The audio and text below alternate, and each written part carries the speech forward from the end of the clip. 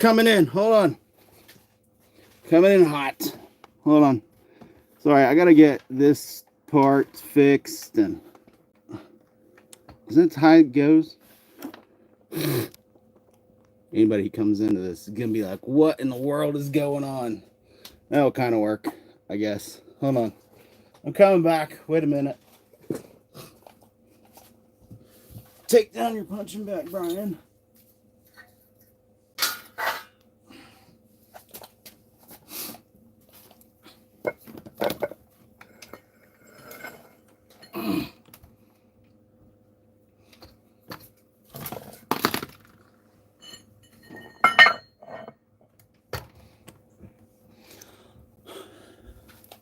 Is that better? I don't know if that's better.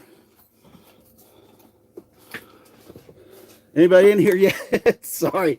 Y'all get to see the disaster of my garage right now. I'm trying to get it going. Stay. All right. Martin, what's up, brother? How are you? So, my upcoming investigations are actually going to be in North Carolina.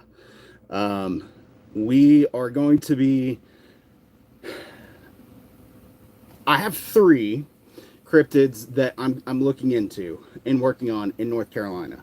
The obviously feral people, and then there's 2 others that I don't really want to give away yet, but I have this information that is pretty wild. So I'm gonna be out there for at least 4 days and see how that goes. So we can definitely talk Bigfoot on this live, because Bigfoot can always be a touchy topic, you know. That's one thing that I've learned about doing this, is that there's a lot of people out there that take the Bigfoot question seriously, and like beyond serious, like almost violent sometimes, which it shouldn't be. But yeah, we're going to be covering the feral people, because in my opinion, on that East Tennessee, North Carolina section of the Appalachians is where, and I've done some more research on it, and the environment, the surrounding environment, I think could support it the most. We see that through history, by looking at the moonshiners, the way that the moonshiners were able to feed their families. Essentially, they could live off of the land totally, make their liquor, and survive the elements of those parts of Appalachia. So we're definitely going to be talking about that. But there's 2 other ones that do not get as much publicity as the feral people and Sasquatch do, and I want to kind of bring those to light and, you know, get everybody talking about those as well, because North Carolina is a really, really cool place. I love the mountains, but this trip is going to take me, I think the total drive to the location is about 5 hours, so it's a good haul. I'm in the process of doing some other things. I'm trying to help my subscribers more. I know I do a lot with the other creators that are trying to get started doing YouTube, and, you know, help them as much as I can. I've got several that I work with consistently, but I realized the other day that I'm kind of leaving out the subscribers, not just the members, the subscribers. So I'm working on putting together a collab with a pretty awesome company. So it's going to be cool that you all are going to have the opportunity to get something, like not just something small, something big. So I'm pretty excited about it. What's going on with the portal? Are you talking about the portal that I feel like I caught in Georgia, or are you talking? You gotta be a little bit more specific. The YouTube and TikTok algorithm, like everything's a portal, and it's kind of making me nuts. Because that's one thing that I've seen here lately with like TikTok and YouTube. Everybody talks about. Yeah, okay, so in Georgia. So I'm going to address that some more in the video coming up, but I can add to it right now. So what's really interesting is, so where that movement happened that you saw in that video, that property line is actually former President Jimmy Carter's property. Like, no shit. Like, that is his property, that when I got close to it, like, something happened. Now, I talked to some of the locals, and they were very adamant about not going near his property. Like, they were just kind of weird about it, and I don't really know why. The area that I was in, there was basically like one gas station, so I got to like talk to, the guy who ran the gas station, and then the locals that happened to be pumping gas, and they were all just it wasn't like that they were creepy about it. They were just like, dude, you don't go onto that property. And I was just kind of like, well, okay, that doesn't help me much, but all right. And so I avoided it. I want to be respectful. He was a president. I love American history. So, I want to like honor him in the best way that I can. But it was his hunting cabin. So another thing that was really interesting that I noticed, that you would think that Jimmy Carter's been out of office for a long time. He's, been sick, and that's been kind of public in the news. But you would still think that the Secret Service would have some cameras up or something. There wasn't a camera, like anywhere.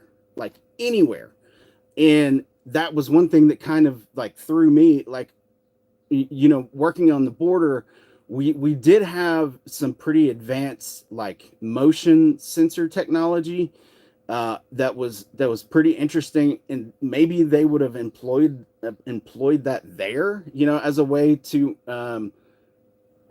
secure the area, but there wasn't any cameras, and I've never seen that happen before. So I don't know if it could have possibly been some sort of defensive shield, or like a portal, or like something that we like don't really know, but it was something that was pretty major, happened, and I happened to get it on video, and I don't even know what to think about it.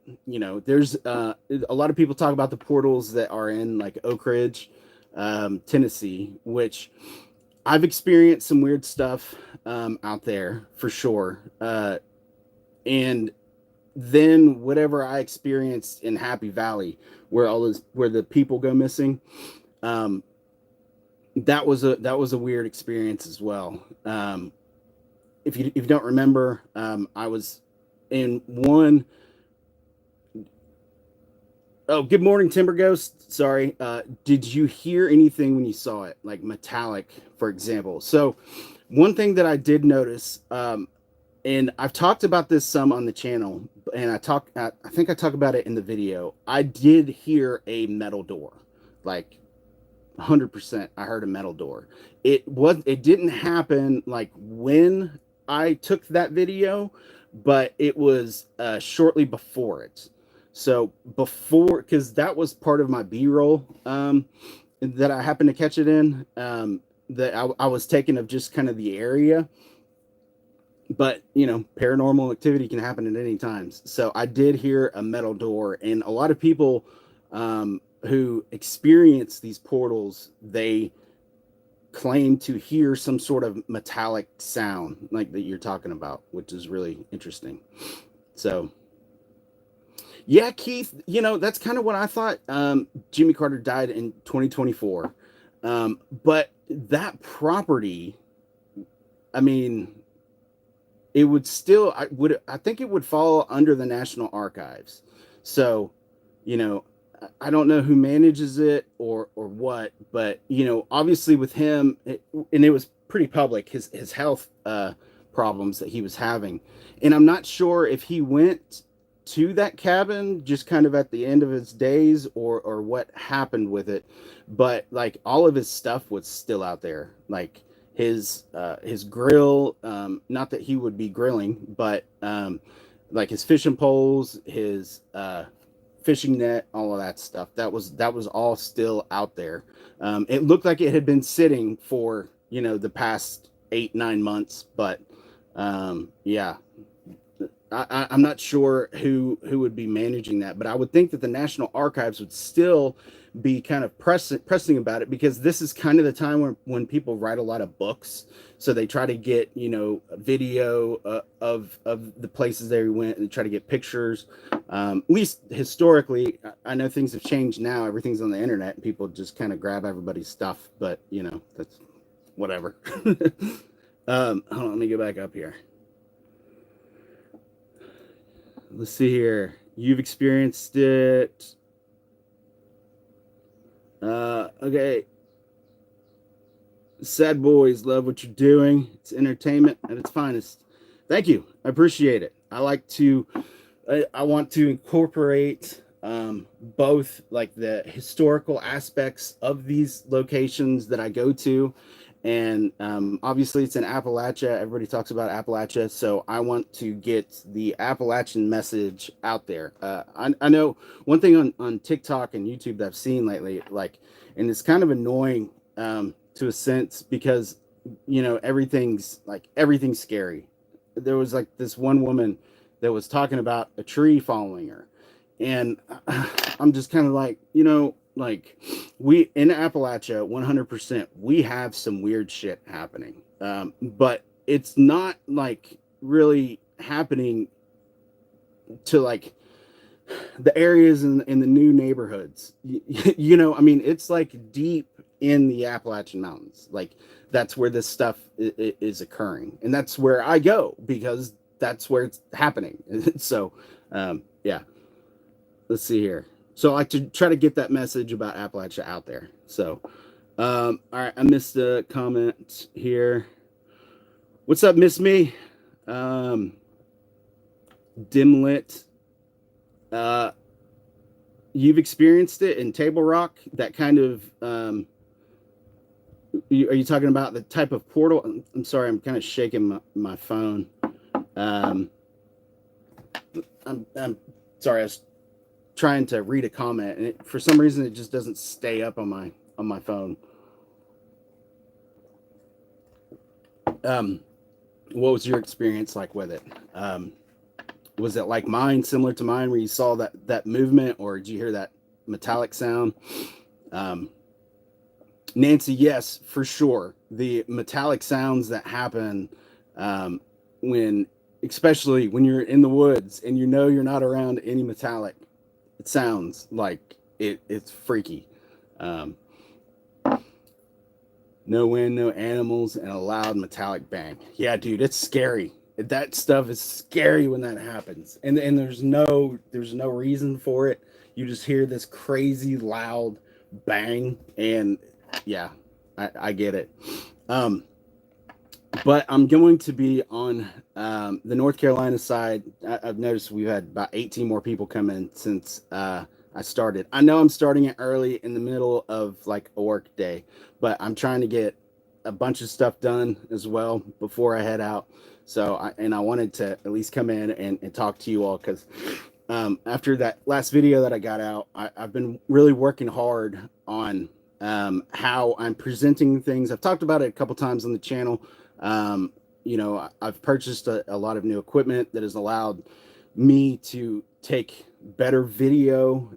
But in that process, with the new file sizes of these cameras and stuff, the images are like huge. So I've had to get another computer to handle processing all of the video. Um, I want to, I've also been doing a lot of like stylistic stuff with that to try to improve the experience. I don't want to change my channel. I just want to improve on what I do. And I think by going out on these cryptid hunts in 4K for you all to actually be able to see really will kind of help clear the area, because I don't do this for money. Money obviously helps, and it helps with my investigations, but I love the lore of Appalachia, and I love getting to take you all to those places and for you all to be able to experience it the best way that you possibly can. So I've been looking to improve that and really improve your all's experience. So I hope you all are recognizing it. I noticed I did get a message, a comment saying that he thought that the channel was dead because I hadn't posted in a couple weeks. Posted a video, and that's not the case at all. The channel's very much alive, very much moving hard and fast to a better experience. So that's what I really want to do with the channel. So, and I've been working on some things on the side to kind of also help fund everything. So it's really, I'm finally seeing it kind of come together, and I'm really excited about it. So it's been a lot of hard work that I've been putting into it, but I'm excited about it. So I'm glad you all get to experience it. Yeah, y'all hit the like button, please. We do have kind of a smaller group in here today. Look at that, 34 people. That's pretty cool. So if you want to ask me a question, now's your chance. Now's your chance, because I've got, there's not 100 people in here right now. So if you've always wanted to ask me something and just kind of missed it, now's your chance. But I will be going in. I want to do some more stuff on Bigfoot. But with the Bigfoot stuff, like, from my opinion, like, you just can't mess around with it. Like, there's people take it way too seriously, and I've actually gotten 2 death threats as a result of that last video that I posted. Obviously, I removed the comment and blocked the people. But you never know. Like, things can go sideways, like, really quick with a lot of people. And Bigfoot is one of those topics, because there are a lot of people who have had firsthand experiences with Bigfoot. But they can all be a little bit different, and each person's interpretation of it can be a little bit off. Yeah, see, that's it. Bigfoot will get you shot. Yeah. So you got to be extremely careful about it. But I try not to really mix my opinion too deep with it. I am very open-minded. I'm very interested in hearing everybody's point of view and their experiences of it. So I try not to be like, Bigfoot is this and Bigfoot is that. A lot of the prints that I have found of what I believe to be a Bigfoot have been a little bit smaller than anticipated. I'm going to be working with Harley. Let's see here. Okay, I'll get back to that in just 1 second. So I'm going to be working with Harley on a location that he has found some massive prints that are really cool. We're going to be doing that in September, I believe, is the plan once it cools off. Have I ever dabbled in the occult? Well, there's a couple of when I was initially getting started with the YouTube side of things, I kind of jumped in hard and fast with a lot of the occult stuff. I exposed myself to a lot that I didn't understand, and it put me in a really bad situation. A lot of the occult stuff the public stuff that happens generally revolves around a pretty negative incident that happened. So it could have been, somebody getting unalived, a situation kind of like that. So when I was getting into those situations, I was reading a lot about these like horrific things that had kind of happened. And when I would go to these locations, like the energy that happens there is, um, okay, cool. The energy, and this is all just from my personal experience. I'm not passing any judgment or anything like that. This is just my experience. The energies that were like following me, that were becoming attached to me, really kind of put me in a really dark headspace. And I didn't want to do that. I was having things follow me home, and was waking up with like burns. I think we kind of talked about this before on the live. And I posted some of the images of the fingerprint. Like I've been scratched on my neck, and when I was diving into that, I was really kind of doing it as from like the curiosity side of things. And when you do that, you can really, and if you're not committed to it, you can really put yourself in a weird spot, in a negative spot. And that's kind of what I did. So I really kind of backed away from it. I know that there are two sides to it. What's up, Brennan? Thanks, man. There are two very different sides to it. And I realize that now. I didn't really understand that in the beginning. And I got a really bad taste with the darker side of things. And it really kind of pushed me out of it, to the point where I was recognizing things on my investigations that were much deeper than, what you would see on TV, that, most people don't know about. Like a lot of the writings, a lot of the way that the energy can be directed. Like once you start experiencing that stuff, man, and you're not prepared for it, it just scared the shit out of you. And it did, and it scared me, and it concerned me, because I have some health issues that I've been dealing with, but just kind of I didn't want to put it out there. So the writings, they were very unique, like lettering. It did kind of look Middle Eastern, in the style. I have no idea what it says. If you want to email me, I will email you the pictures of the writings. If you want to look into it and tell me what it was. I've got pictures of it, but just as long as you're aware of the possible place you could be putting yourself into, by looking to that and reading that writing. If you're into it, so yeah, I'll be happy to show it to you. It's really kind of strange, and the location that it happened at was really kind of my last straw with it. It happened at Harriman Hospital, and it was the writings outside of it.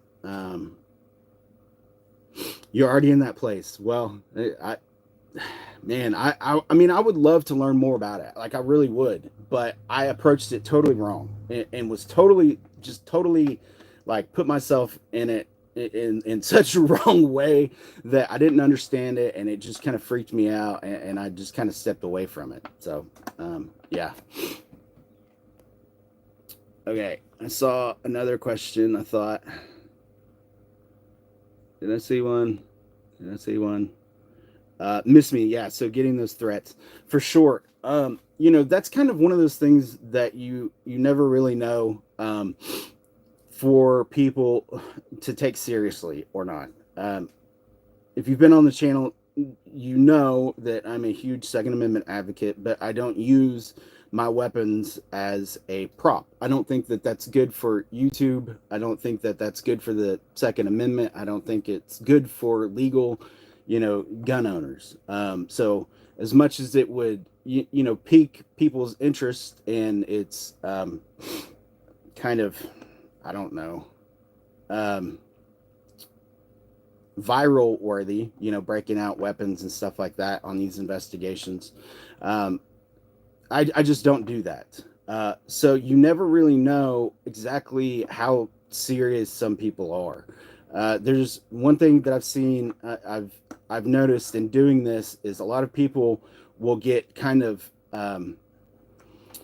insulted by me not responding to their comments. So in doing that, it kind of makes them angry, and then eventually they will either kind of show up at your house or get your phone number and start harassing you. If you've been on the channel, you've probably seen me address like the phone call situation. That's kind of weird, and it just kind of, I don't know. I don't understand people also. A lot of times their behaviors are just totally unnecessary.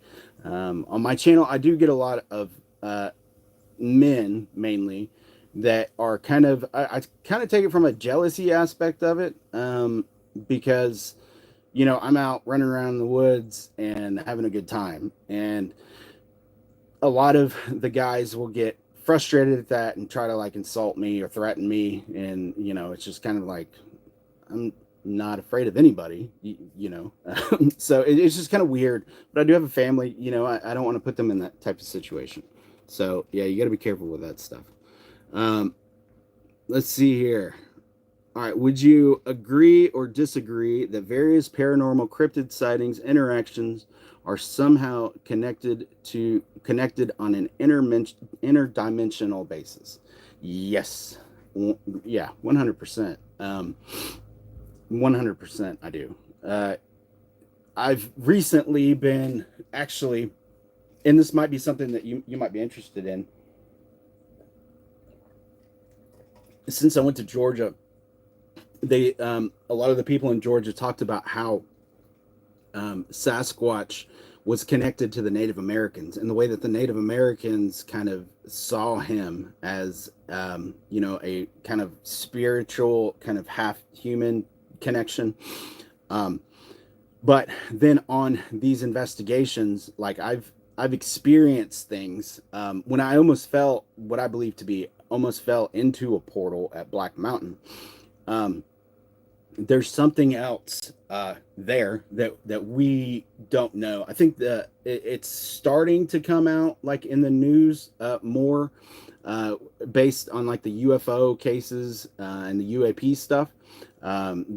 They're starting to kind of like admit that the crafts and the stuff that we're finding, it couldn't have kind of traveled here through space. It was through another kind of dimensional path. And I think that's where a lot of these cryptids kind of originate. And I really think that some of them are a result of our own doing, playing God. So yeah.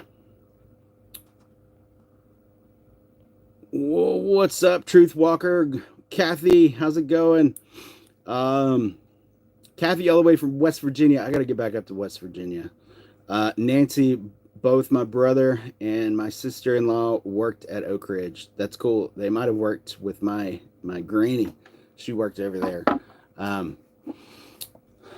So did I say hey to, sorry, I'm trying to get everybody that says hey. Toby, Truth Walker, what's up, guys? So what was I gonna say?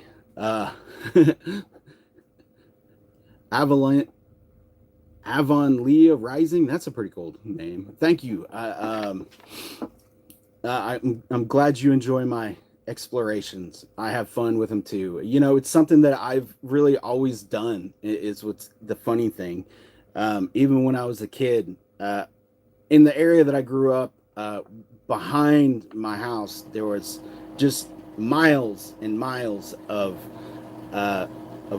like wilderness that I got to go and play in. I drove by the same area. Sorry about that noise if you hear it. It's the AC. It's hotter than all get out in East Tennessee. and I noticed that they're actually leveling the mountain.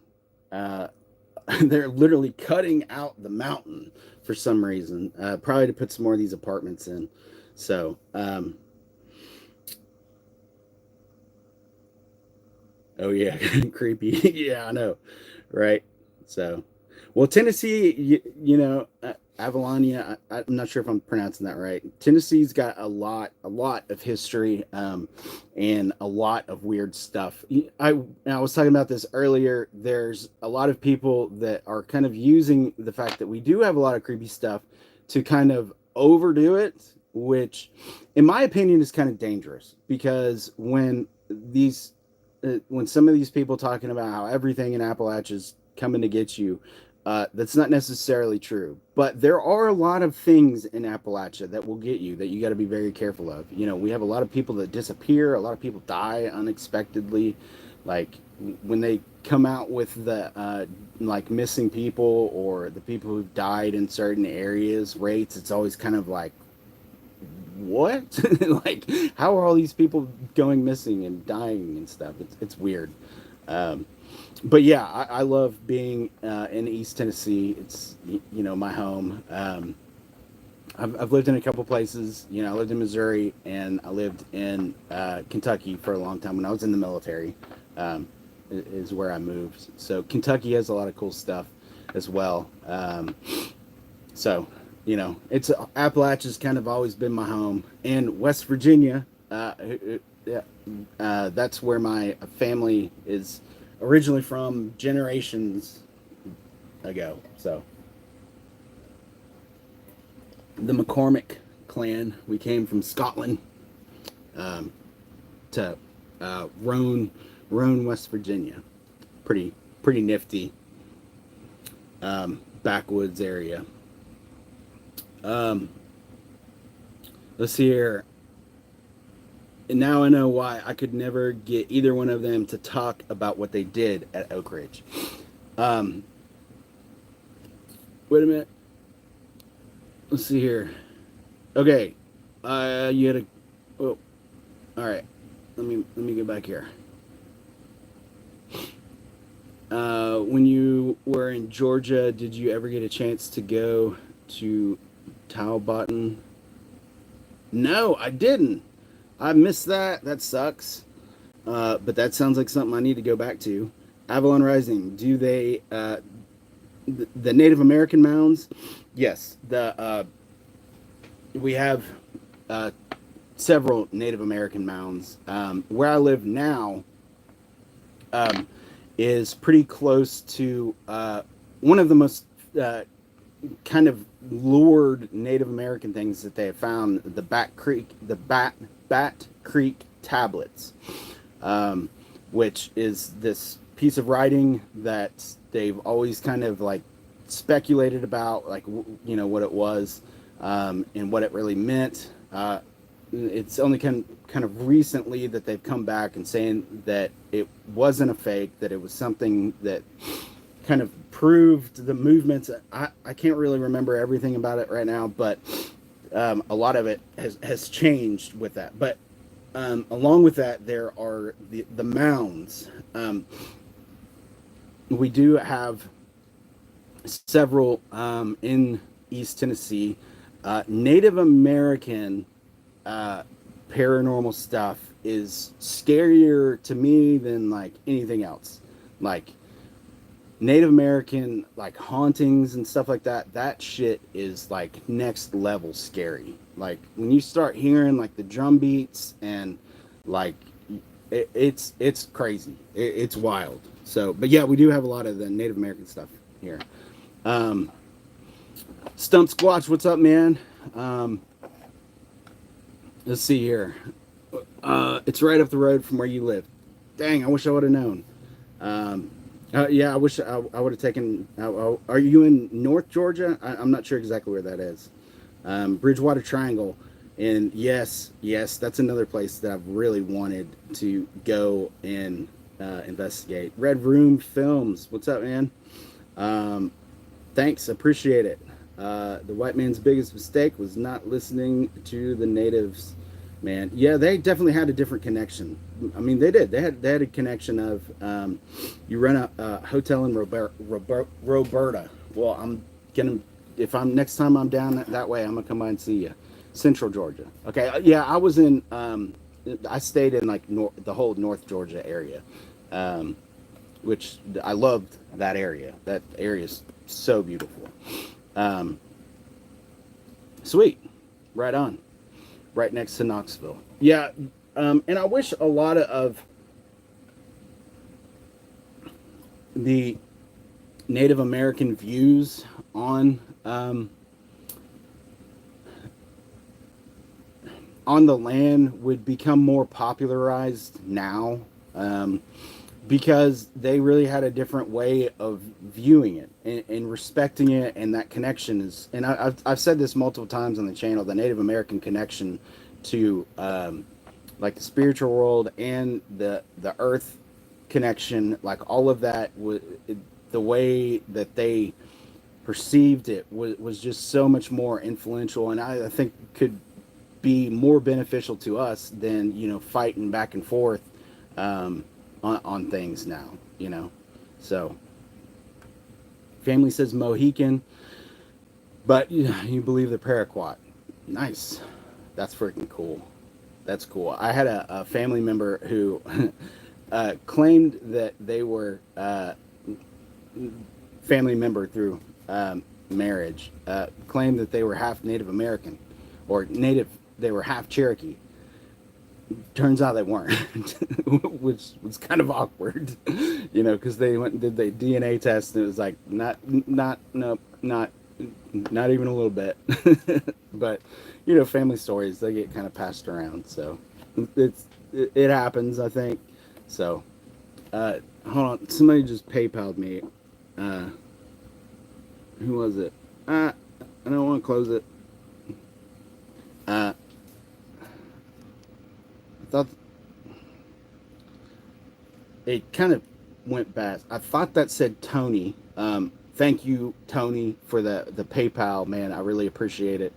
It's going to be a huge help coming up, because I'm going to be putting a lot of miles in. So yeah, any help you all throw in is greatly appreciated, and I'll make sure to do a big thank you, in case I miss everybody, or in case I miss somebody. Let's see here. What was it? A lot of times they were half black and said they were Native Americans, but have an Indian chief in our family. So I don't think that's really cool. I'm really interested in the more of the connections of people's family history. I think that's really interesting in our ability to do that now. Tara, is it Tara Thomas? You live in Seattle. My best friend lives in Seattle. Him and my other wife, or him and his wife, not my other wife.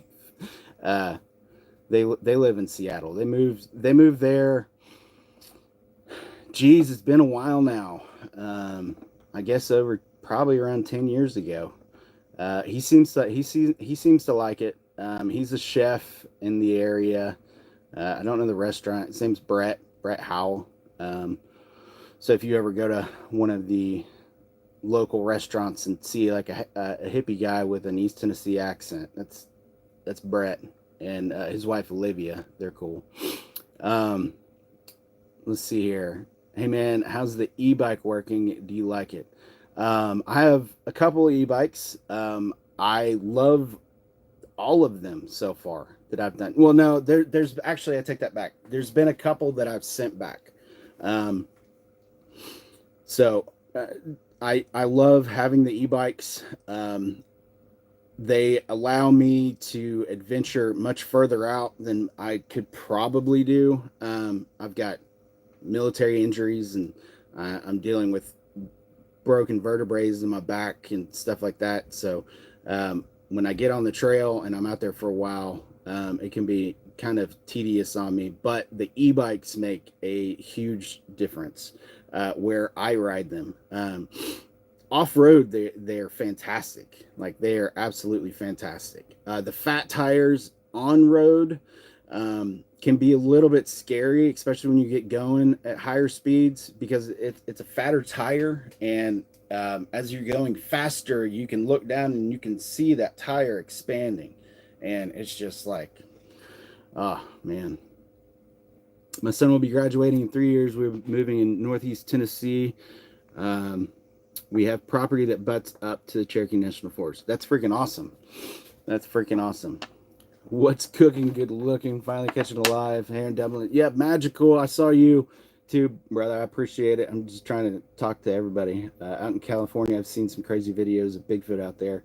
Yeah, that's one place I do want to go out west eventually and investigate, the Pacific Northwest and go out in that area. So, well, I would keep a close eye on that property, man.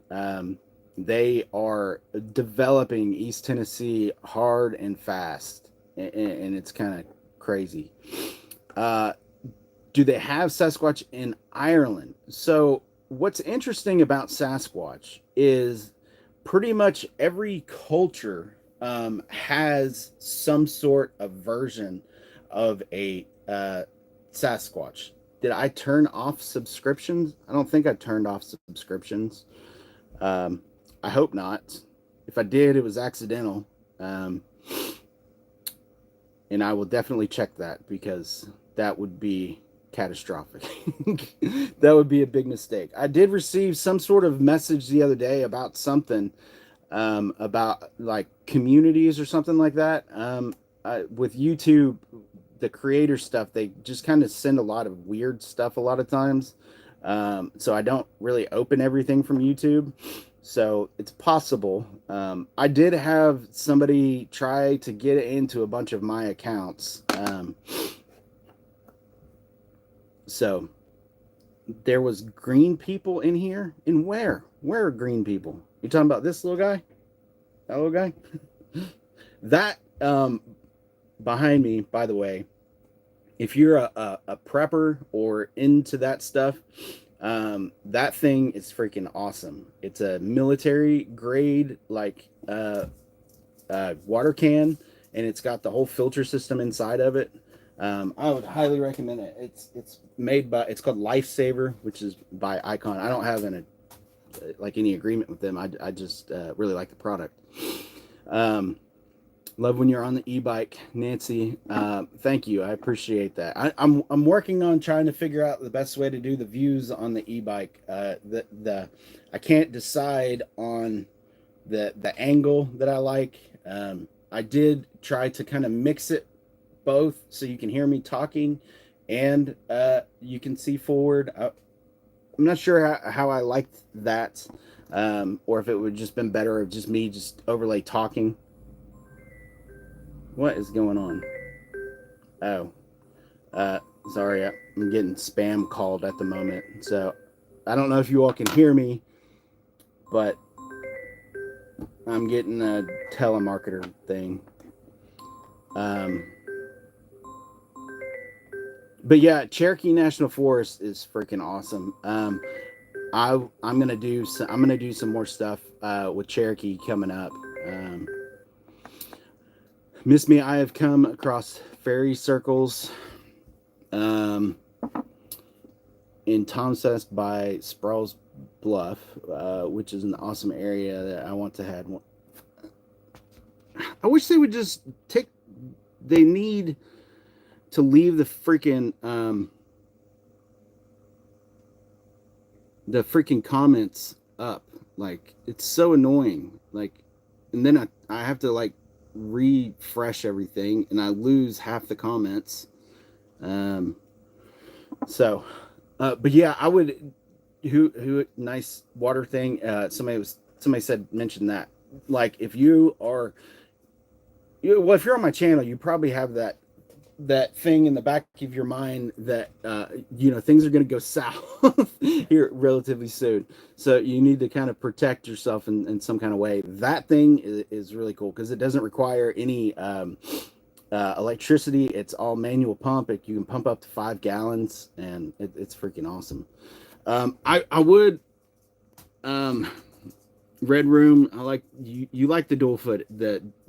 I know what you're saying. Okay, cool. Well, I'm glad to hear you like it. I will probably continue to do it then. Um, the sighting I had in that area was really cool. I was singing to my youngest daughter, who had had a baby at the time, and it was a younger female that walked up. That's wild. That's wild. There is actually, now I think about it, there is a graveyard in Kentucky. I believe that there's like 118 graves that is like marked of deceased fairies, and they have some that are the giants as well, which is really interesting. Yeah, so I tried to mix in the drone footage. I got a drone not too long ago that I like really well. I'm gonna have to buy a remote. I wanted a small drone that I could easily pack. So I went with the DJI Neo, and then bought all of the batteries. And I like it. I like it for the follow mode, and it's got a couple different like quick angles that you can do with it that I like really well. The only problem with it is you can't really get too far above the tree canopy.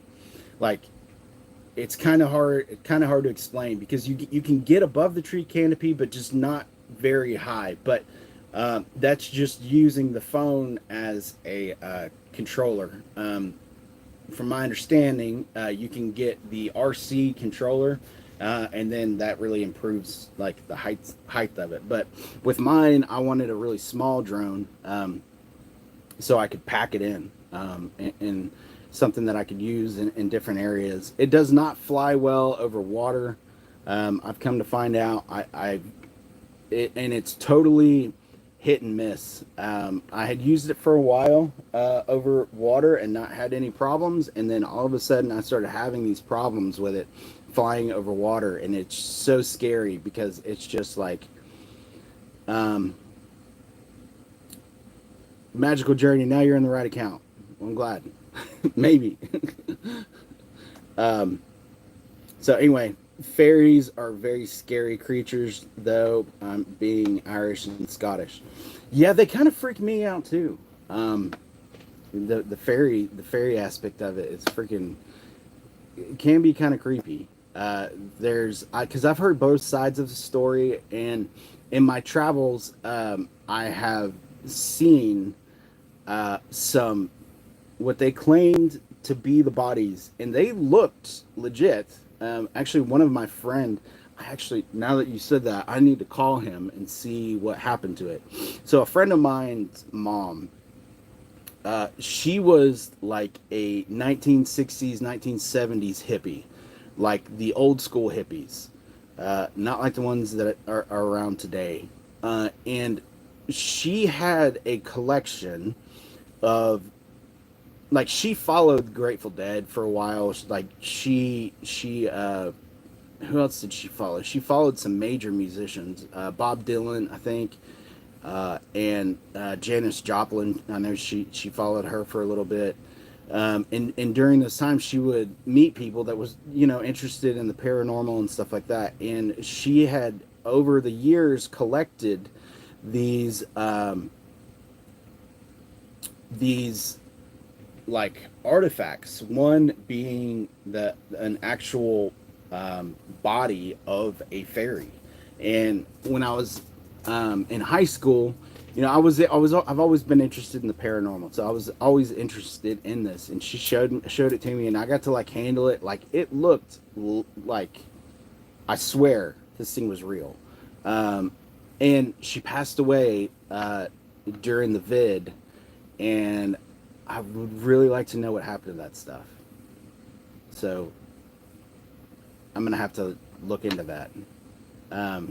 Yeah, there's oddly enough, there's a lot of information on like the fairies. They're just like, yeah, they're real. We have the bodies, like, and it's kind of, most people just don't even recognize it.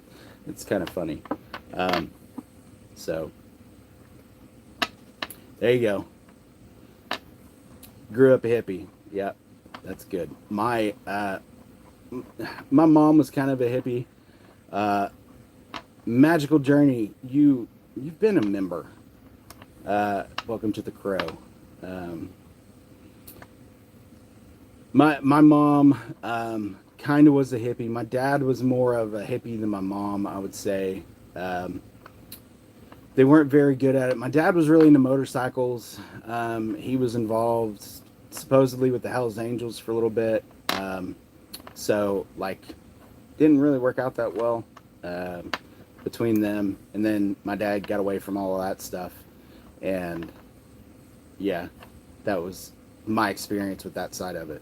But I wouldn't say that I'm necessarily a hippie.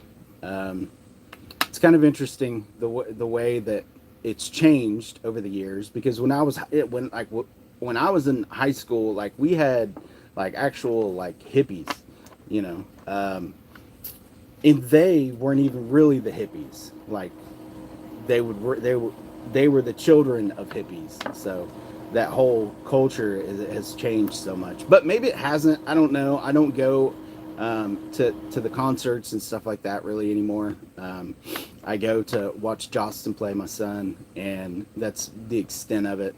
But I used to love going to like Bonnaroo, things like that. So yeah. But with, hold on, somebody else, was that a Cashapp? I think it was Sherry who Cashapped me. Thank you, Sherry, for the Cashapp. I really appreciate it. It's gonna go a long way coming up, because I have some miles of investigating to do. I'm really excited about this other cryptid that I'm going to be looking into, because it is nowhere on YouTube. I haven't seen a single other creator talk about this. It's but the funny thing is, it's like a major cryptid in the area. So I'm really interested in it, and I'm going to be spending several days out there. That's what I'm kind of trying to do now. And I'm hoping it's going to work out. I don't know how it's going to work out, but I've kind of put myself in a better position now. I think it will work out to be able to cover more of an area. That was one thing that I really noticed when I was in Georgia. I wasn't pressured to be getting footage in a certain amount of time. One thing that I do kind of struggle with is when I go out on these investigations, I put so much time and research into the areas that I go to, so I can try to find some evidence, that when I get there, it's been kind of like a job. I mean, it is a job, but I'm not really getting to take in what I'm experiencing as much as I want to. Because there's two aspects of it. You know, if you're trying to establish a channel, then yeah, you got to put in that hard work. You got to get out there. You got to get the footage. You got to get the research. But now I'm kind of progressing, and I've got myself kind of in a better position to where I will be able to spend several days on investigations and get into different areas. And if I don't find anything, I don't find anything, you know, and enjoy that aspect of this thing that I have built here.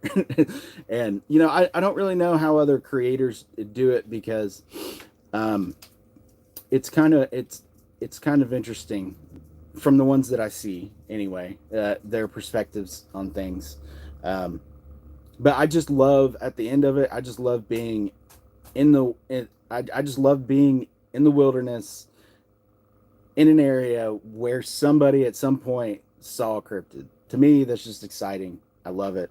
And I want to be able to bring those areas to you all and present them to you all in like 4K so you all can really see and really enjoy it. So um, I hope you all are noticing the changes that I'm making on the channel. Um, so my chat totally different disappeared. Um, Yeah, you know, the heat, that's another thing that's really affected me this year. It started off, I didn't mean to do that. It started off raining like crazy, and then it just got hot, and it has been unbelievably hot. It's been really hard to get out and investigate. I do have a lot of game cams that I have that I'm going to be collecting here. I got some of them. I went and retrieved a couple of them. I didn't really get a whole lot. There was some deer on it, nothing crazy. But I have a total of 16 game cameras that I'm running at any given time. So I'm hoping to be able to get out and get some more of them set up in different areas and really track the feral people. I know a lot of people on the channel want more feral people content, but in my opinion, I don't think that the feral people are like the Sasquatch. Actually, I don't think the Dogman, I think they're all kind of individual. Dowsing rods tell me I have 2 dogmen within 2 miles of me. Well, dude, you better be freaking careful. The boogie is going on up here this weekend. Wait, Les Pool? Like the Les Pool?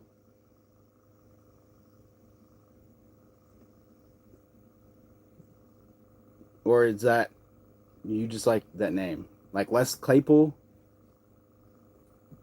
That was kind of a weird comment.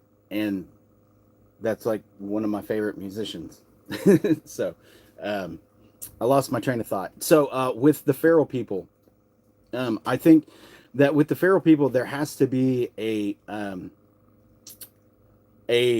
set of environmental things that happen or that are there that will support them. There are, sorry, I just got a message and lost my train of thought. So the areas that I go to with the feral people, there are a lot of caves there. There's plenty of areas for them to shelter, and I think that that's what the biggest thing with the feral people is that they are able to use the cave systems as shelters. Because if you go in like any cave in East Tennessee or on that North Carolina side, the caves, they stay at a consistent temperature like year round. So they would be able to survive, in my opinion, in the cave systems or the tunnel systems that I think that they have dug.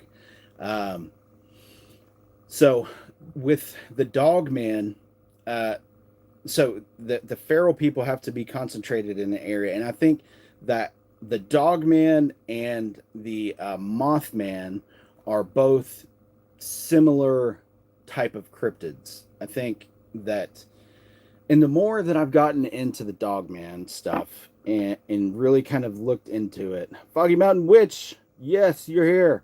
I was just thinking about you. I was like, I hadn't seen her post.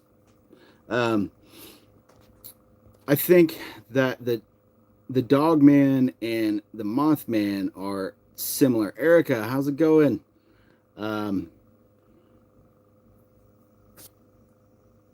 The boogie is going. I'm sorry, I'm totally thrown off by that one post. So I think that the Dogman and the Mothman are similar. Now, I totally could be wrong.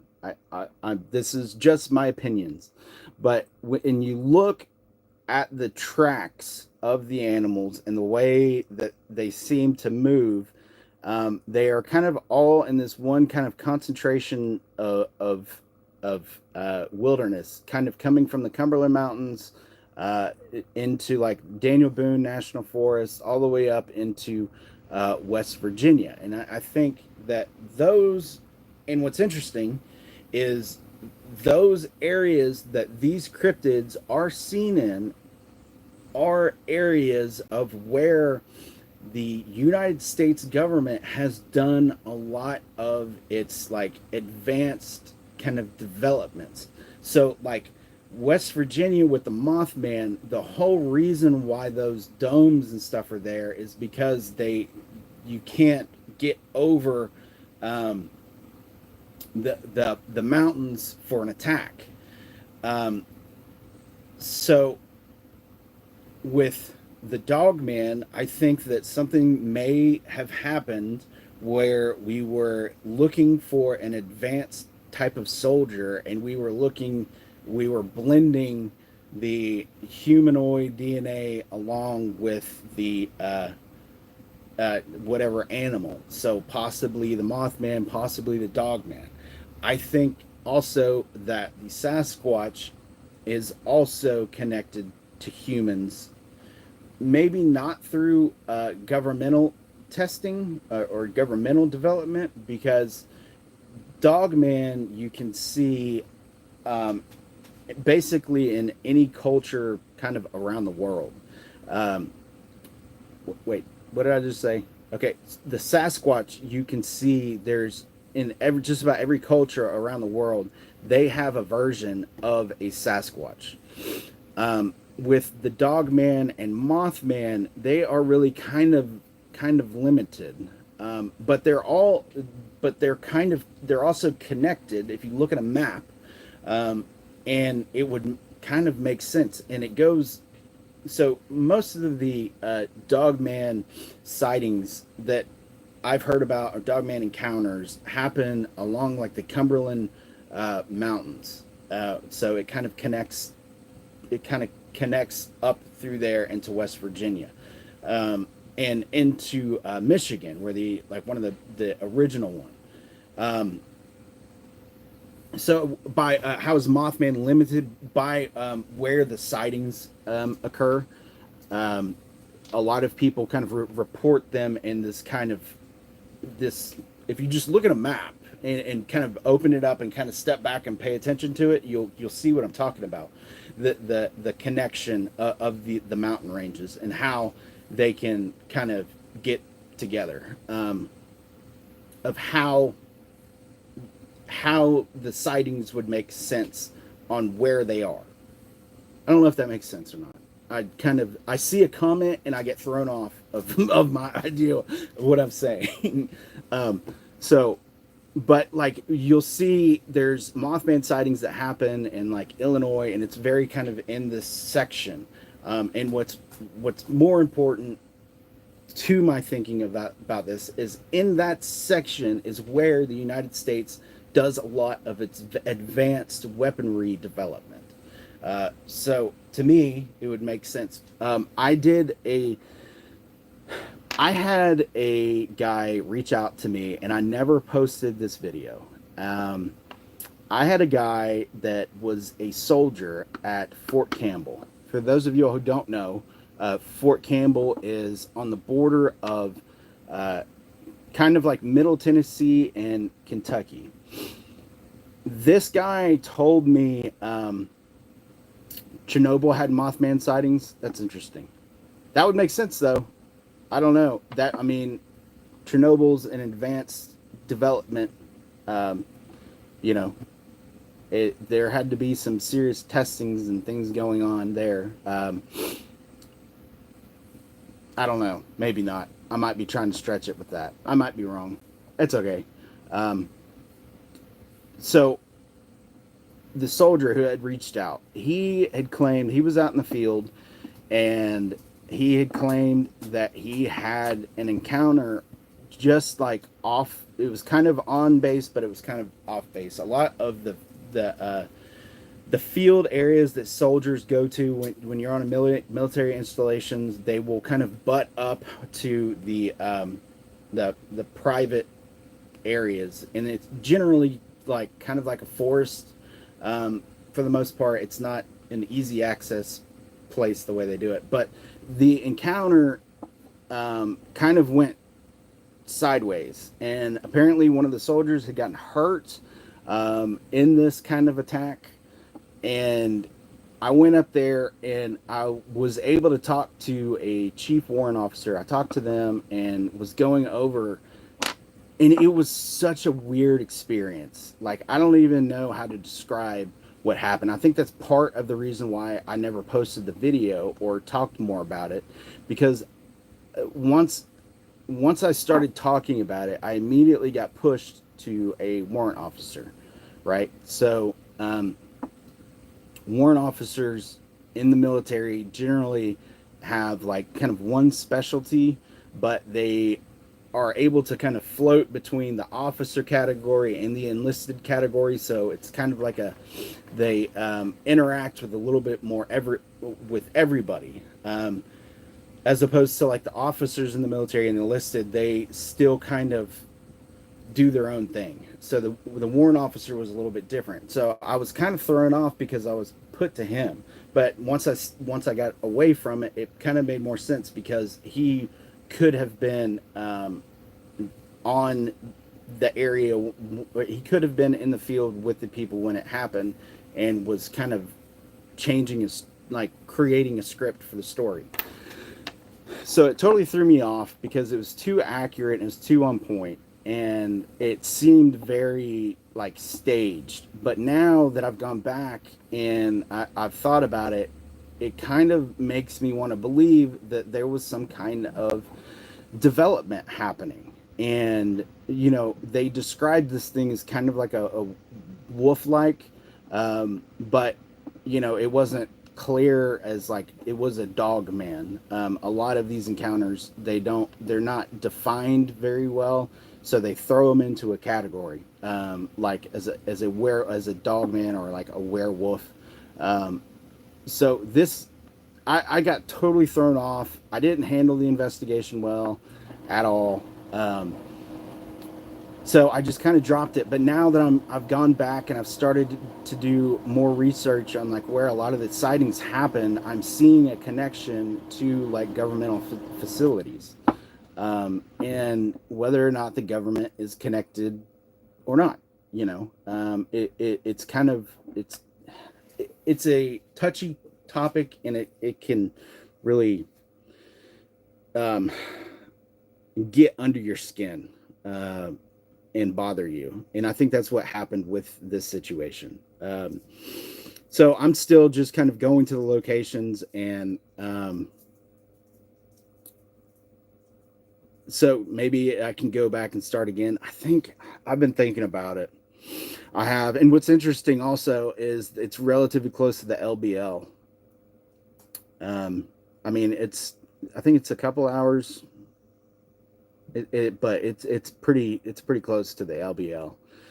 So those of you who don't know, LBL is the land between the lakes, where a pretty famous dogman attack happened. And there are like structures at the LBL that would suggest that there was something else going on in that area. So yeah, sorry, I kind of got off on a tangent there.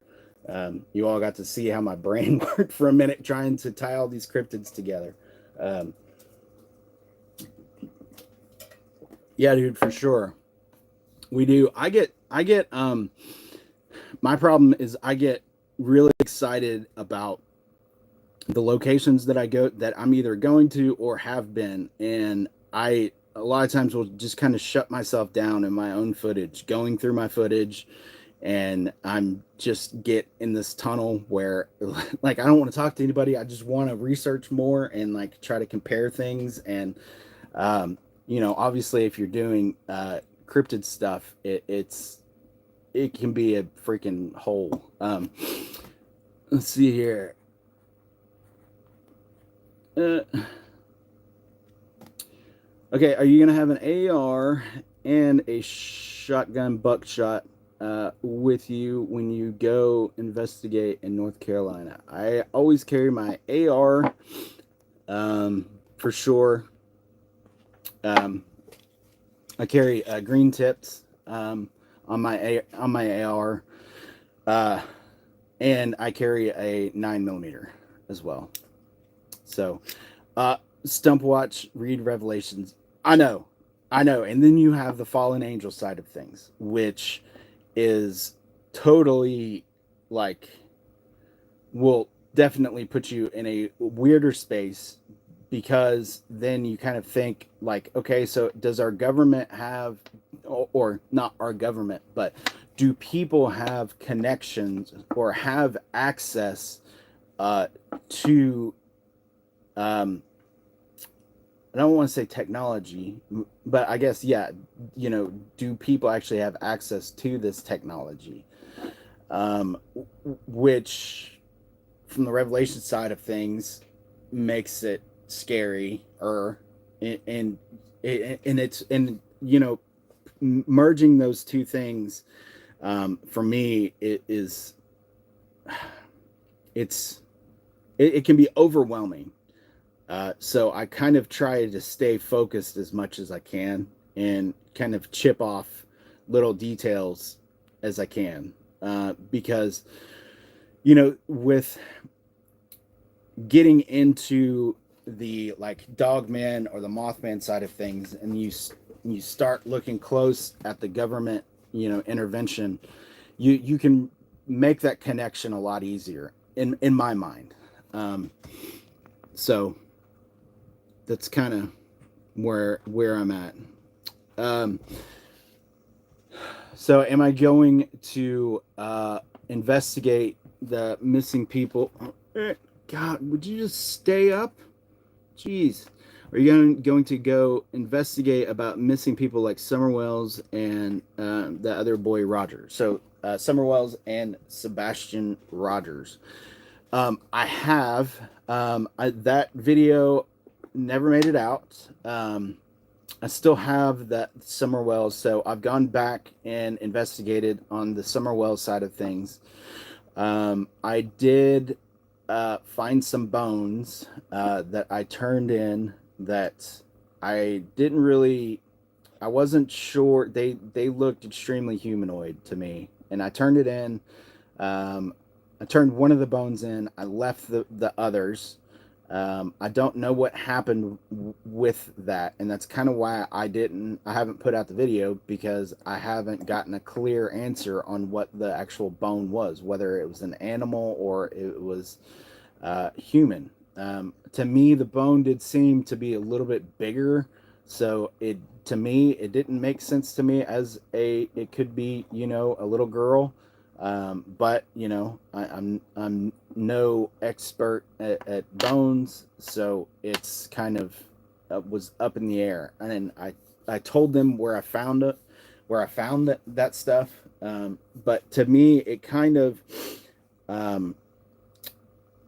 brought another aspect of the story, because with the Summer Wells, so the neighbor had talked about hearing some sort of animal in the area.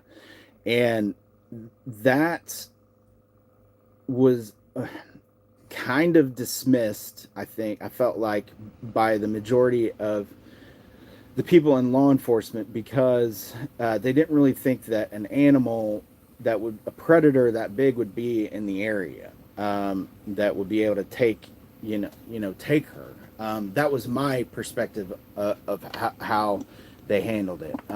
The situation got even weirder, because I reached out to the father.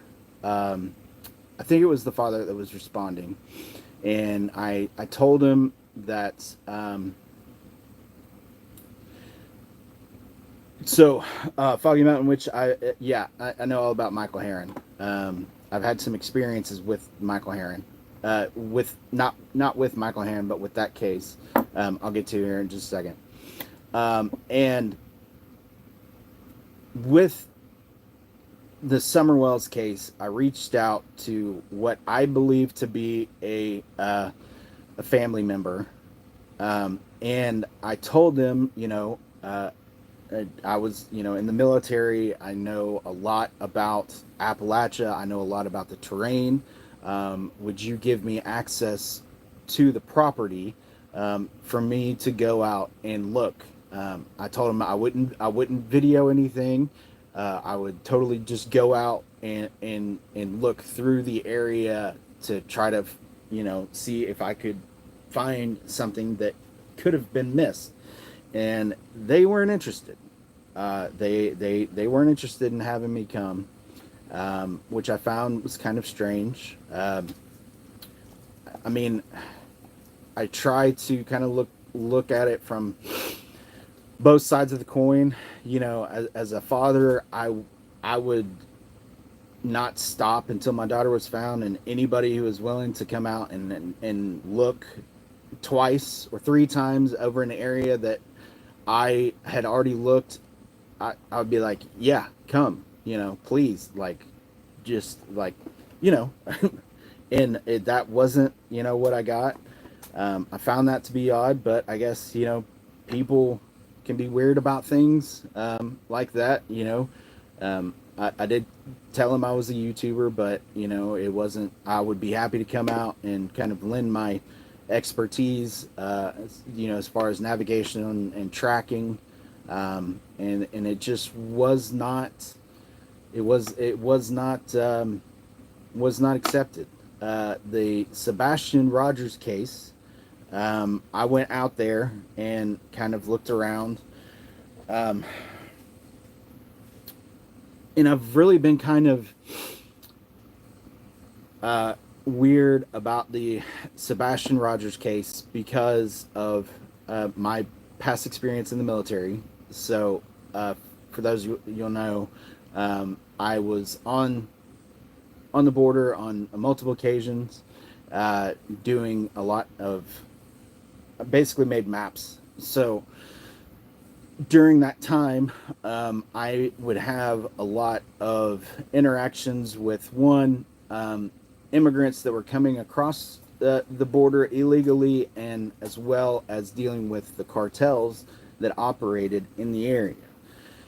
Nashville at the time, when he kind of disappeared, they were having a pretty catastrophic, well, I don't know, any type of human trafficking situation is catastrophic to me, so it's kind of hard to put a judgment on it. But with that case, and when I looked at where he was seen and went to look at the places and the location of the house and everything else, I really kind of felt like it could have been like a possible, like, kidnapping, human trafficking type of situation. I don't really think that there was much paranormal to the Sebastian Rogers case, unless he.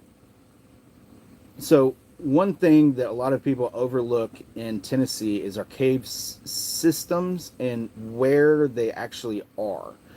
So for an example, if you were to come to Knoxville and you come to watch a football game at Neyland Stadium sits on a major kind of cave system. Because I actually went to UT, when I was there, they had this crew come out and they were pumping what seemed to be hundreds of thousands of gallons of concrete underneath the stadium to stabilize it, because of the cave systems.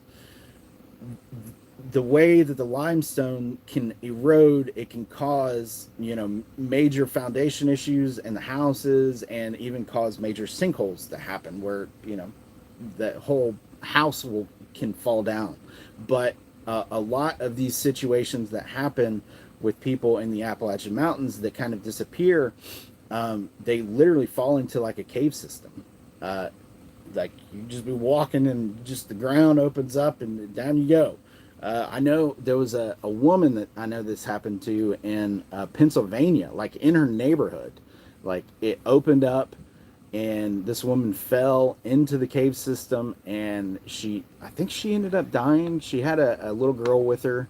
I think that they got the little girl. I can't remember exactly the details of it, but with the Sebastian Rogers, I don't think anything like that happened. I think that it was much darker, and I really had the kind of feeling um, that he was intentionally that he was taken. Um, the summer wells, a lot of people have that that she was taken as well, and was like put up by the family. One of the major things that I noticed in while investigating the Summer Wells case was the cell phone connection. So around the house where Summer disappeared, there's no cell service for multiple providers, unless you have like that booster thing.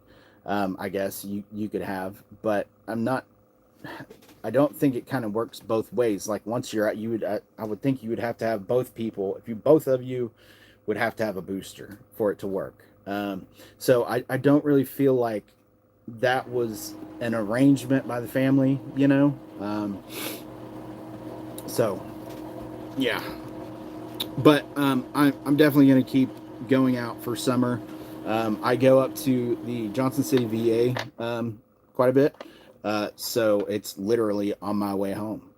So I'm going to try to plan the next time I go up to the VA. I'm going to go out and go to Rogersville like on my way back. So I'm not giving up on summer. I'm going to keep looking and keep going. And yeah. So Jason Green, maybe it was a UFO, possibly. That I look at that as a possibility as well. There's so much that can happen in these mountains, and that we just don't know about. Let's see here. Oh, and somebody else PayPal'd me. Yeah. Was it Chris? Chris, thank you for the $10 PayPal, dude. That's a huge help to me right now. I know I've been kind of talking, but I'm going on another big investigation coming up. So that will definitely go a long way. Give me some fuel, give me some snacks. So, your boy needs his snacks. I'm just kidding. I'm actually on a diet right now. So, I got to get some of this weight off of me. I am a bigger guy.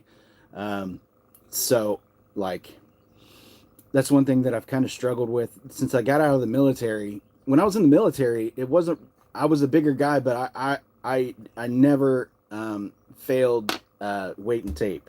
So those of you all don't know, if you are in the military, they have a body standard that you have to adhere to, or you will be chaptered out. Means like kicked out of the military. You'll see a lot of guys in really all branches, that will be like obviously overweight. I was supposed to, because I'm 5'11", and they wanted me to weigh, I think it was either 175 or 185, a weight that I hadn't been since I was like probably in middle school. So I always had to be taped. I've got a huge neck, so that definitely helped me. But obviously, I was still required to be under the waist aspect of it when they were calculating everything, and I always passed that. But once I got out of the military, I wasn't as cautious about eating. I was hungry, and I would eat, and it just kind of got away from me, because I wasn't as active as I used to be. So it was just kind of, it quickly added on, and I know I got to get it off of me, and I'm working on it. I'm on a diet, so I'm also going to be having my surgeries, so that's going to help. I've finally committed to it. Got myself in a better position now where I can actually have the operations that I need. So I'm hoping next month I'm gonna have my hands done and my right arm, my right elbow done, um, and try to alleviate a lot of the nerve issues that I have.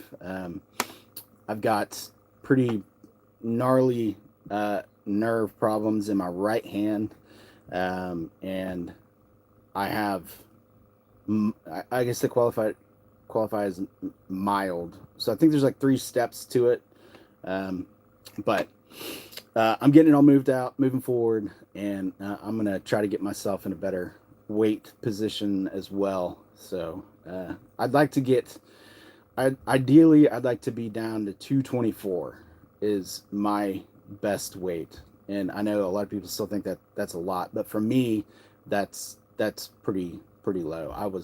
That's what I weighed in the Army when I was passing all the height and weight. So yeah.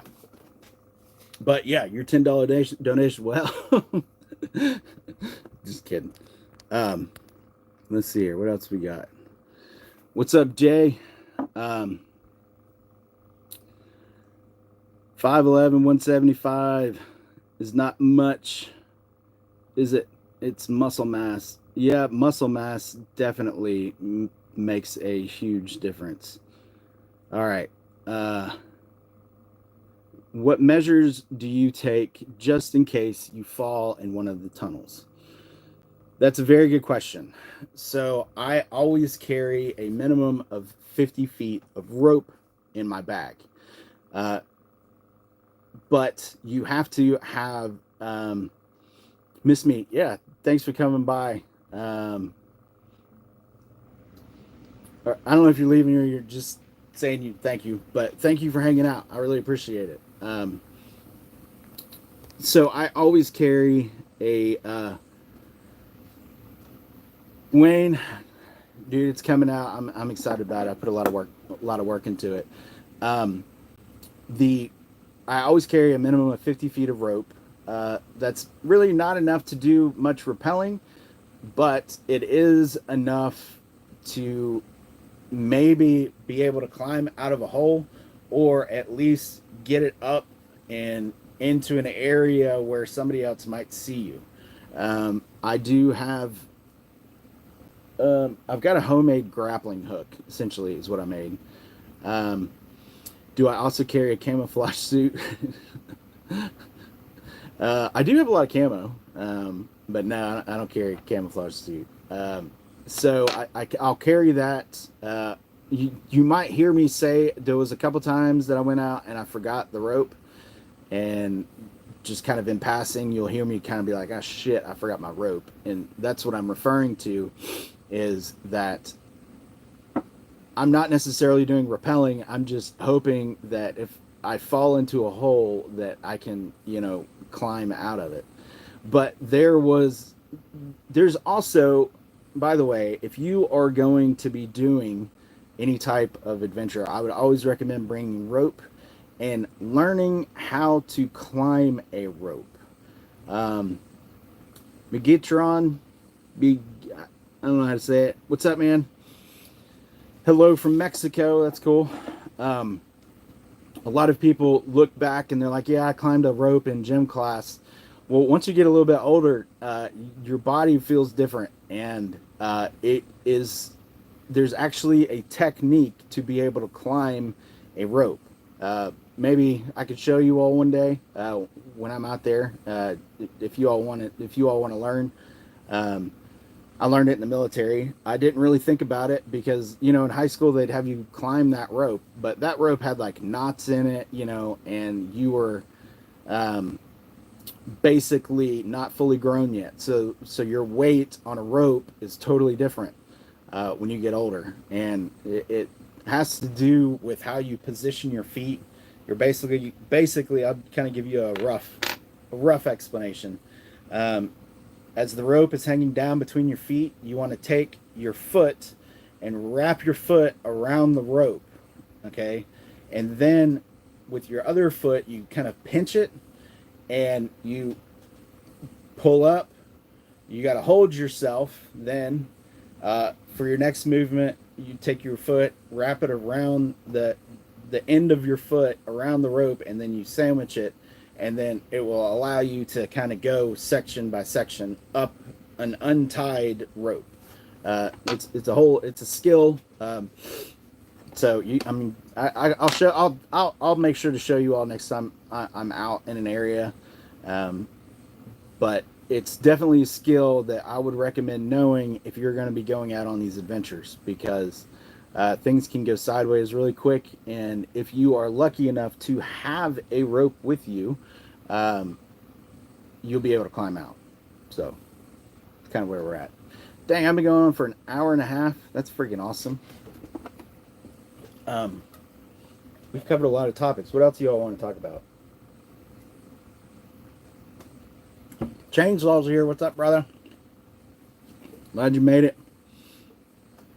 And that's why I do not go out in the forest, and definitely not alone. Yeah, I mean, things can turn sideways really quickly, like really quickly. And a lot of people don't think about it. Even when they're going on a lot of the... One thing in the Smokies, if you look, you can kind of tell the different levels of how hard the hike is, and a lot of them that even are labeled as easy, they have a lot of hazards that can easily present themselves, and then all of a sudden you're kind of stuck, and it's you got to be able to get yourself out of there. So cave systems, and am I going back out to Black Mountain? I'm definitely going to be going back to Black Mountain. Black Mountain is one of my favorite areas to go to. I think Black Mountain actually has gotten a little bit safer now that I've started talking about it. Yeah, Klingman's Dome, that's an interesting place. That can be, they label it as relatively easy of getting into, but there's a lot of hazards that can, you step off the trail to pee and then you're in trouble, that can happen. So the cave systems in Tennessee they're pretty vast, and we've mapped a lot of them, but there's just so many of them that it's almost hard to map, and you never know really where they are. There is a cave system that actually runs completely like across Knoxville that a lot of people don't know about. And like you can literally go in underground. It's out by a place called Western Avenue that is one of the entrances to it. It's actually on the side of the interstate. So if you're ever going down 75 and you pass Western Avenue, if you're looking off to the road, right as you hit the exit, there's a cave entrance right there. So there's caves like literally like on the sides of the freaking interstate. So how do my family feel about this stuff? Do any of your family investigate with you? So my son will come out with me occasionally. I've taken him to a couple of places that I felt like were safe. One of the locations I took him to was one of Scott Carpenter's research areas where he found a lot of the Sasquatch evidence out there. I will take my son, but the rest of them, it's kind of weird because they don't really worry about it, because you would think that they would be nervous about me heading out, into the mountains alone, no matter who you are. But I've literally been doing it for so long that like they are used to me, going out and doing this stuff and coming back safely. Because I don't ever put myself in a position that I don't feel like I can get out of. I do go to some hairy places for sure, but I was trained by the military. I consider one of the greatest armies is planet has ever seen. I've been in the mountains my entire life. I used to, it would drive my mom crazy. I would ride my motorcycle out to the mountains, park my motorcycle uh, at the beginning of a trail, then hike out on the trail and camp for a couple of days, and then ride back. That made my mom insane. But I love to do that. It was, to me, it was I've got ADHD, so like my brain fires at a million miles a minute, like constantly. And me being able to go out into the mountains just allows me to kind of quiet that. And I just kind of, I don't know. I've just I've always been comfortable with it. So and my family like knows like my training. Like they were with me in the military when I would go out and do a lot of the training and stuff. So like it's not just this dude's been watching YouTube channels, and now he wants to go out. So yeah. So yeah, Truth Walker. If my hubby was going out, I'd be a basket case. One thing I do carry. Hold on.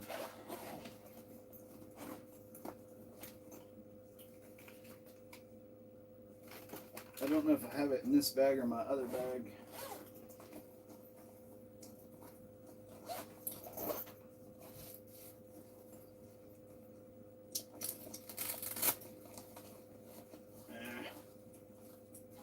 I don't have one down here. I've got it in my other bag upstairs. But one thing I do carry is an infrared beacon.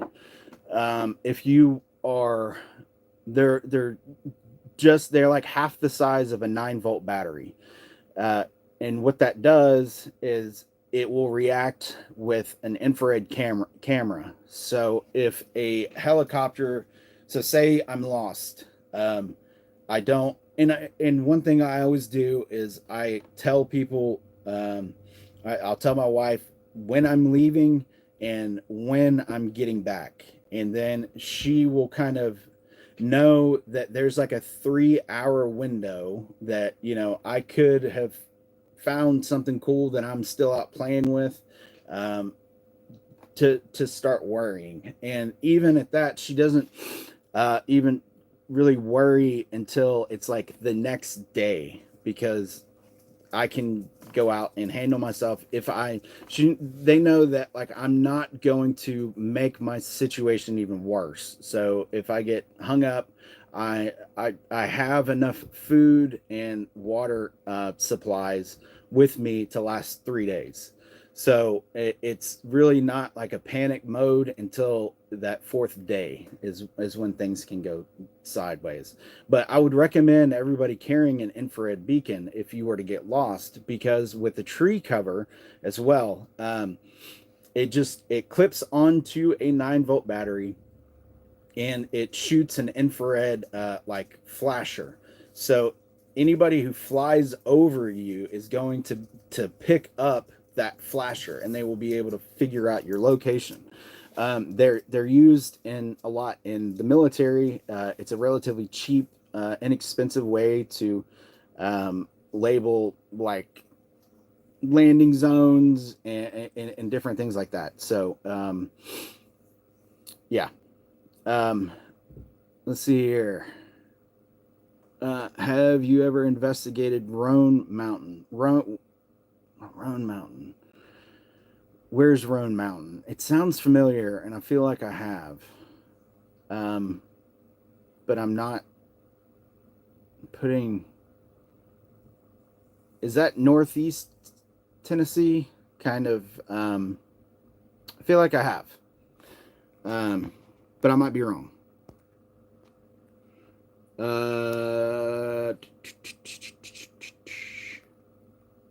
Do solar charging items work in the mountains, or would you rather carry extra batteries? So extra batteries are also crucial to have. Um, you're really going to be needing them for your light. I don't recommend trying to move at night to try to find your trail. You're better off if you get off of the trail. You're better off staying exactly where you are. That's one of the big downfalls that can happen to people out in the mountains is they will go off the trail. Uh, it happens a lot just to pee. And when they turn around, the forest all looks the same. So they get lost and they will start walking around and they're trying to find this trail. But as they are walking, they're just getting further and further and further away from it. And then night comes in, and at dusk, they're even more panicked because they don't want to stay the night out in the wilderness because, obviously it's going to be scary. So they become in this more panicked, driven state, and they just get themselves further and further away. So having an extra set of batteries is an excellent idea to have because you want to be able to use your light as efficiently as possible. Now with the solar power banks, I have one solar power bank that I have been using that so far is great. I actually think I'm going to put a video out on it and where you can get it. There's a couple of them that are kind of similar to them, like on TikTok, but I haven't used those, so I don't really know how well it works. It won't get back up to like fully charged. I think that's kind of an unreasonable expectation for a lot of people, but it could get you charged enough to make a phone call maybe if you're in the area, or I know a lot of these new phones have satellite connections where you could hook up to a satellite and make a phone call that way. So I would assume you'd be wanting to use it for either your lights or your phone, one of the two. So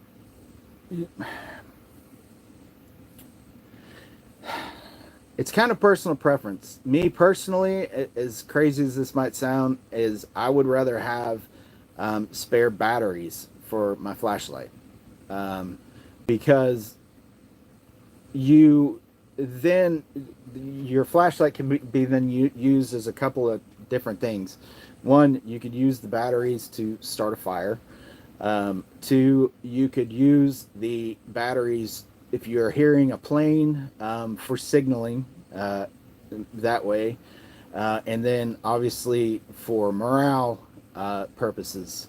Morale is very important when you go out into these locations. A lot of people get flustered and they get frustrated and they get upset and they're mad at themselves. Morale can be extremely important in getting yourself out of a situation. There's a lot of cases where people just essentially just kind of gave up, and something as simple as starting a fire can be a huge morale booster in getting yourself out of the situation that you're in. So yeah, it really just kind of depends on what you're going to be doing. If you don't have anybody coming to pick you up, I would recommend at least keeping a rechargeable small power bank, and then maybe just a couple of extra batteries. You don't need to overdo it. You don't need to carry, a ridiculous amount, but just enough. Your goal is to survive 3 days. That's after 3 days, you're in trouble, like real trouble, really quick, because your body can go 3 days without water. You can go 18 days without food. The average human can. So, yeah. Who else was the PayPal? That's a Sherry. Sherry, thank you for the PayPal. That's a huge help. It's going to go a huge way coming up on these investigations that I got going. I am going to kind of wrap this up. I've been talking now for almost 2 hours. So it's kind of crazy. But I'm pretty impressed. We've had we've had several people. Oh yeah, okay. So yes, I have been to Roan Mountain. Um, we've had several people come in and kind of come out. I didn't think I was going to have very many people on here, but I at least just kind of wanted to take a minute and like talk to you all, tell you all what the plan is, what I'm doing.